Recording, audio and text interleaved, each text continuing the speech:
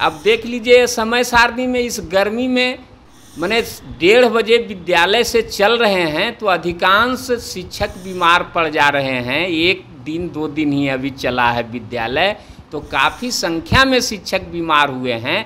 और शिक्षकों से ज़्यादा परेशानी बच्चों की है कि बच्चे 12 बजे विद्यालय से जा रहे हैं। कोई ऐसा भी बच्चा है जिसको 3-3 किलोमीटर जाना होता है, तो 3-3 किलोमीटर जाने में इस गर्मी में बच्चे बेहोश हो जा रहे हैं। इसके सैकड़ों उदाहरण हैं हम लोगों के पास। इससे आजिज होकर बिहार राज्य प्राथमिक शिक्षक संघ ने 24 मई 2024 को काला बिल्ला लगाकर कार्य करने का निर्णय लिया है। और हमारे राज्य वर्ग के तमाम शिक्षक, सभी कोटि के शिक्षक काला बिल्ला लगाकर कार्य करेंगे। लोकसभा चुनाव के बाद विद्यालयों में तालाबंदी की भी घोषणा की जा सकती है, जिसके लिए सभी लोग एकजुट हैं। नमस्कार, आप देख रहे हैं दर्श न्यूज। मैं हूं ज्ञानेंद्र। बिहार सरकार के शिक्षा विभाग इन दिनों काफ़ी सुर्खियों में है। लगातार शिक्षा विभाग के SC/SK के पाठक के द्वारा एक के बाद एक फरमान निकाले जा रहे हैं, जिससे अब शिक्षक संघों में हड़कंप मचा है। अब शिक्षक संघ एकजुटता की बात कर रही है। इस पूरे मामले को लेकर के अभी हमारे साथ शिक्षक संघ के नेता मनोज कुमार हैं। इनसे हम बात करते हैं कि आखिर अब उनके इन फरमान के बाद इन लोगों की क्या रणनीति तैयार हो रही है। देखिए, अभी जो शिक्षा विभाग की चल रही है वो मनमानी की पराकाष्ठा है। अभी ग्रीष्मावकाश जो हुआ ही नहीं, और ये कह रहे हैं कि ग्रीष्मावकाश के बाद विद्यालय जो संचालित होगा 30 जून तक 6 बजे से 12 बजे तक बच्चे के लिए और 1:30 बजे तक शिक्षकों के लिए। और हवाला कहीं कहीं हम देख रहे हैं कि कल शिक्षा विभाग का एक ट्वीट आया था कि शिक्षा के अधिकार अधिनियम में है कि 45 घंटा सप्ताह में पढ़ाना है, तैयारी के घंटे सहित, है ना। तो उस हिसाब से 6.5 घंटा बैठा दे रहे हैं। ज्ञानेंद्र जी, आपके चैनल के माध्यम से मैं राज्य की जनता और बिहार सरकार दोनों से ये अपील करना चाहता हूँ कि शिक्षा का अधिकार अधिनियम है, उसको सभी लोग पढ़ें। किसी के झांसे में आने की आवश्यकता नहीं है।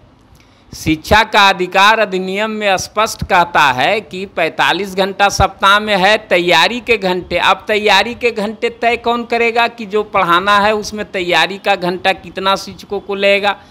वही शिक्षा के अधिकार अधिनियम में यह है कि 1 to 5 में बच्चे को 800 घंटे और 6 to 8 में 1000 घंटे पढ़ाना है। लेकिन यहाँ तो सारा छुट्टी ख़त्म है और यदि घंटा में जोड़िए तो 1200-1400 घंटा हो जा रहा है, जो कि बाल अधिकार का खुला उल्लंघन है, उनके अधिकार का हनन है। तो और हम आते हैं कि इनके आदेश से जो शिक्षकों में जो है नाराज़गी है, उसका मुख्य कारण है कि ऐसा नहीं है कि शिक्षक हमारे दक्ष हैं, पढ़ाना चाहते हैं, शिक्षा में उत्थान चाहते हैं, परंतु ये काम शिक्षकों को अपमानित करके नहीं किया जा सकता है। और इन्होंने सबसे पहले आया तो जो सबसे छोटा लोग है पद पर, जैसे तालीमी मरकज़, टोला सेवक, विकास मित्र आदि से विद्यालयों का निरीक्षण। बताइए, जहाँ का प्रधानाध्यापक खुद MA PhD है, उस विद्यालय का निरीक्षण जो है टोला सेवक और तालीमी मरकज़ जो उनके ही द्वारा नियुक्त लोग हैं वो करेंगे। उसके बाद जो है इन्होंने तरह तरह का फरमान जारी किया। कुछ तो ऐसा फरमान है जो अलोकतांत्रिक है, जिस पर हम लोगों ने भारत सरकार के राष्ट्रपति को और माननीय सुप्रीम कोर्ट को भी लिखा है, परंतु अभी तक कार्रवाई नहीं हुई है उस पर, जो है कि मौलिक अधिकार का हनन। भारत के प्रत्येक नागरिक का अधिकार है कि वो संघ संगठन बना सकता है, वो उसकी अभिव्यक्ति की आज़ादी है, ये मौलिक अधिकार है, और उस पर भी प्रतिबंध। उसके बाद जितना है शिक्षकों का, अब देख लीजिए समय सारणी में इस गर्मी में माने 1:30 बजे विद्यालय से चल रहे हैं तो अधिकांश शिक्षक बीमार पड़ जा रहे हैं। 1 दिन 2 दिन ही अभी चला है विद्यालय, तो काफ़ी संख्या में शिक्षक बीमार हुए हैं। और शिक्षकों से ज़्यादा परेशानी बच्चों की है कि बच्चे 12 बजे विद्यालय से जा रहे हैं, कोई ऐसा भी बच्चा है जिसको 3-3 किलोमीटर जाना होता है, तो 3-3 किलोमीटर जाने में इस गर्मी में बच्चे बेहोश हो जा रहे हैं। इसके सैकड़ों उदाहरण हैं हम लोगों के पास। इससे आजिज होकर बिहार राज्य प्राथमिक शिक्षक संघ ने 24 मई 2024 को काला बिल्ला लगाकर कार्य करने का निर्णय लिया है और हमारे राज्य वर्ग के तमाम शिक्षक, सभी कोटि के शिक्षक काला बिल्ला लगाकर कार्य करेंगे। और उसके बावजूद यदि सरकार नहीं मानती है तो लोकसभा चुनाव के बाद विद्यालयों में तालाबंदी की भी घोषणा की जा सकती है, जिसके लिए सभी लोग एकजुट हैं। कोई सरकार ये और पदाधिकारी इस भ्रम में न रहे कि 50 संगठन है तो तालाबंदी नहीं होगा। बिल्कुल तालाबंदी होगा। हम लोग सभी लोग संघर्ष में एकजुट हैं और तभी बिहार के शिक्षा का उत्थान हो सकता है जब शिक्षक खुश रहें, संतुष्ट रहें। शिक्षकों को तंग तवा और परेशान करके शिक्षा का उत्थान नहीं हो सकता। और हमारी लड़ाई शिक्षा के उत्थान के लिए है। बिना शिक्षा के उत्थान का राज्य का विकास, देश का विकास नहीं हो सकता है। तो एक तरह से कहिए तो हमारी लड़ाई राज्य के विकास के लिए, देश के विकास के लिए है। और इसमें हम लोग मरते दम तक कभी भी कोई यदि ये सोचता हो कि शिक्षक डर कर भाग जाएगा तो वो गलत है। और हर एक सरकार का जो भी तुगलकी फरमान है उसका विरोध करेंगे।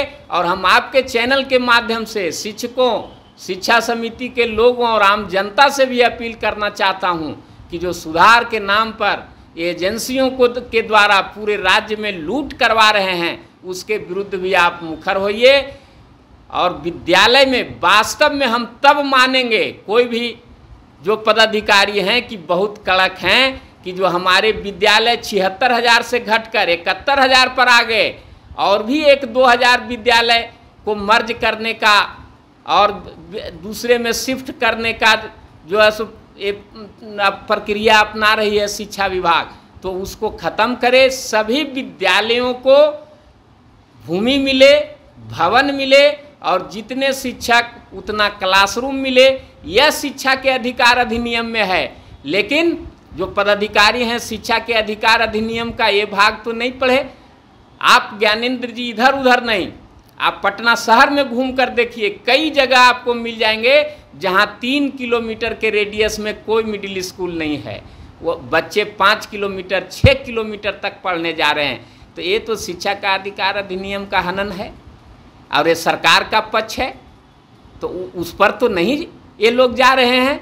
तो इन लोग शिक्षा के अधिकार अधिनियम के उसी भाग को पढ़ते हैं या राष्ट्रीय शिक्षा नीति 2020 के उसी भाग को पढ़ते हैं और उसी का क्रियान्वयन करना चाहते हैं जो शिक्षकों के लिए अहितकर है, शिक्षकों को परेशान करने वाला है, बच्चे को परेशान करने वाला है। आज भी कई अंचल है, आप यहीं जाइए, पटना शहर का माल सलामी अंचल है, एक भी किताब नहीं आया है बच्चों के लिए। और ये बातें बता सकते हैं कि बिना किताब के कैसे पढ़ाई होगी। मैंने पटना के जिला शिक्षा पदाधिकारी को पूछा कि आप तो शिक्षा के पर बड़ी बड़ी बातें करते हैं, लेकिन आप ये बताइए कि बिना किताब का बच्चा कैसे पढ़ेगा। तो चुप हो गए। ये कहते हैं ई लॉट से, तो ई लॉट से पढ़वाइए, सारे बच्चे को स्मार्टफोन दे दीजिए, शिक्षकों को भी स्मार्टफोन दे दीजिए, खूब पढ़ाई होगी, ई लॉट से पढ़ाई होगी। तो इन लोगों को शिक्षा से कोई मतलब नहीं है। और इनका जो निरीक्षण वाला जो शिक्षा विभाग का जो कलर किरानी चपरासी है, ये एकदम इतना वे है कि अभी शिक्षकों में और उनमें दौड़ लगी हुई है। दौड़ के जाता, जो देखता है कि 6 बजे मोटरसाइकिल से गुरुजी अभी पहुंचने वाले हैं। तो देखिए, सरकार से हमारी बहुत बड़ी मांग नहीं है, मांग तो हम लोकसभा चुनाव के बाद करेंगे। लेकिन अभी जो हमारी मांग है वो मांग है कि जितना भी सरकार ने गलत आदेश जारी किया है, चाहे वो न्यून पदाधिकारी से, कर्मी से निरीक्षण की बात हो, समय सारणी की बात हो, जो कई त्योहारों में खोल दिया गया हो, ये सब सरकार वापस ले। और जो हमारा 1 महीना ग्रीष्मावकाश में भी जो शिक्षक गए हैं और काम किए हैं, तो उसके बदले अर्जितावकाश मिले। और विद्यालयों में पठन पाठन का माहौल बने, इसके लिए शिक्षकों से बातचीत कर जो भी उनकी समस्या है छोटी छोटी उसका हल करे। और लोकसभा चुनाव के बाद हमारी मांग होगी, हमारे जितने भी बीपीएससी से या सक्षमता परीक्षा पास जिनको राज्यकर्मी का दर्जा मिला है, उन शिक्षकों को पुराने शिक्षकों की भांति लेवल 6, लेवल 7 का वेतनमान और पुरानी पेंशन योजना का लाभ सरकार दे। और इसके लिए लोकसभा चुनाव के बाद हम लोग एक आंदोलन करेंगे और बिना मांग माने हुए हम लोग आंदोलन से पीछे नहीं घसकेंगे। इसके लिए चाहे सरकार के पास जो ताकत है, जो बुलडोजर चलाए, लेकिन हम लोग पीछे घसकने वाले नहीं।